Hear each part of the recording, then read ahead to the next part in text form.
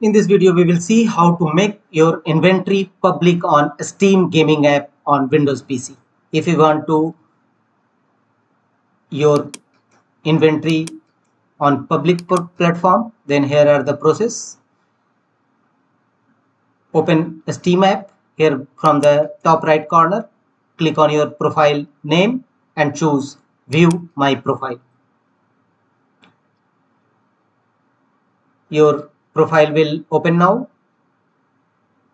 Here you will find the option. Minimize this page and you will find your profile option. Here click on Edit Profile from the right side of page, and from the left side you will find the option Privacy Settings.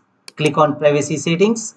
Here you will find various options. My Profile, if you want to make it public or private, simply click on Public, Friends Only or Private. My Profile. Some other features are Game Details and Friend List,